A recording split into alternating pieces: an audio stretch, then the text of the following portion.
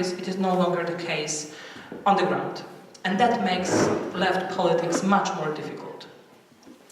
And I would like to talk about a movement which I called anti-genderism, or anti-gender movement. Because I think that, of course, this opposition to gender equality, women's rights, reproductive and sexual rights, LGBTQ rights, and so on, it's nothing new, right? But now, I think for the last couple of years, we have a sort of new wave of this movement, which I would call anti-genderism. And there has been a growing amount of work around that in different countries. Also in Italy, for example, Sara Carbagnoli writes beautifully about what's happening. And it is, of course, fueled by religious beliefs, not necessarily, of course, Catholic and Vatican are the sort of the usual suspects, but we have also the Baptist Burqa network ongoing between the religious fundamentalists in the United States and some Islamic groups. So I mean, they don't have problems with incorporating with each other.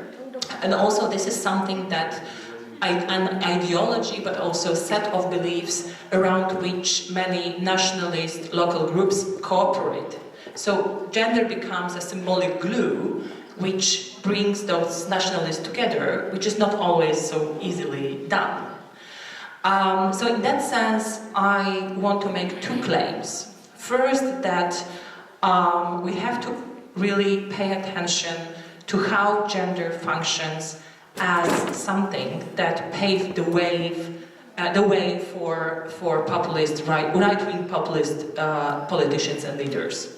So this is not only the anxieties around precarization of working and living conditions, but also growing anxieties around gender relations, fertility rates, education, and so on and so forth.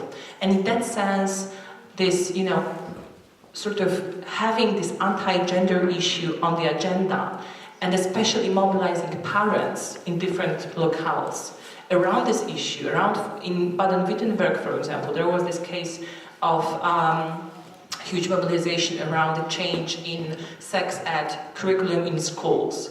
In Poland, it was also about, withdrawing sexual education from schools. There has been a huge mobilization in Poland of parents which were originally opposing educational reform, but who joined the anti-genderists, saying that, the very concept of gender and different concept of family, which feminists promote, undermines the power of parents over their children, which is true. Then, of course, in France, for example, if you think about Manif pour tout, this is exactly, many of those people were, families with children who went to the streets with banners, let's stop familiophobia, let's save the family, and so on and so forth. So this is a really strong driving force behind that. And second claim is that, as I said, we have to see a new paradigm in which social conservatism is explicitly linked with hostility towards global capital. So the language of anti-genderism becomes a language of opposition towards neoliberalism. And of course, in many ways, it is just a lip service. So they're saying that they are opposing this global power of capital, which, alienates people, disrupts families, alienates local communities, and so on. But of course, those groups are also very well connected on the international level and global level.